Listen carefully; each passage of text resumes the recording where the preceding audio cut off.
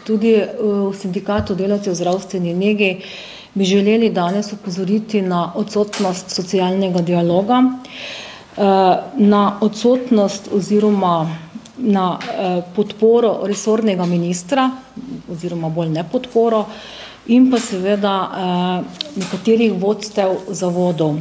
Moji predhodniki so govorili o dodatkih, ki nam pripadajo vsem zaposlenim po kolektivni pogodbi za javni sektor.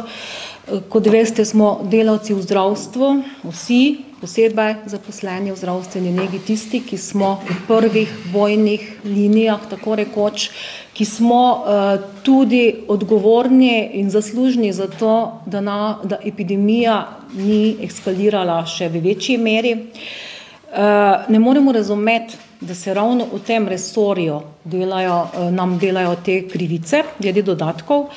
Moram povedati, da imamo do danes, ko sem še se vozila v Ljubljano, celo pot kličejo, pišejo, imela sem sopotnika zraven, ki mi je to lahko preverjal. Imamo nekje podatke iz 1/3 zdravstvenih zavodov, nekje je izplačala dokaj korektno te dodatke. To so zdravstveni domovi, bolnišnice, 2/3 pa zelo po nekih selektivnih, nekih kriterijih, ki so zelo, zelo čudni, kot so že moji predhodniki omenili, primerljiva delovna mesta, sosednji zavod in so ti dodatki lahko tudi od nič, potem do 20% delovnega časa za dodatek po kolektivni pogodbi, za katerega vemo, da pripada vsem zaposlenim za vse ure prisotnosti, se pravi vsem tistim, ki so morali prihajati na delovno mesto. In vsi veste, da v zdravstvenih zavodih običajno prihajajo ljudje, ki so potencialno lahko okuženi oziroma bolani in da tukaj sploh ni neke debate, da do tega ne bi prišlo. Seveda bi želeli izpostaviti tudi to, da nekako zahtevamo in da se bomo borili z vsemi sredstvi sindikalnega boja, da te dodatke dobimo, bi pa radi opozorili tukaj Vlado Republike Slovenije in vse odločevalce, da vendarle denar nakažejo zavodom.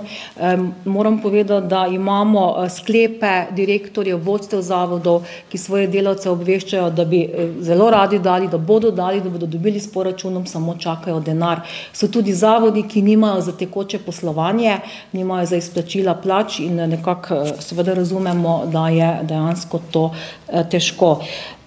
Se pravi, tretja tretjina, tisti, ki pa niti takšnih sklepov ne dajo delavce, ampak enostavno jih niti ne obveščajo, bo izplačilo ali ne bo, samo da ni denarja. S tem se seveda mi nikakor ne moramo strinjati. Rada bi opozorila tudi na to, da zaposleni v zdravstveni negi že v normalnih okoliščinah delujemo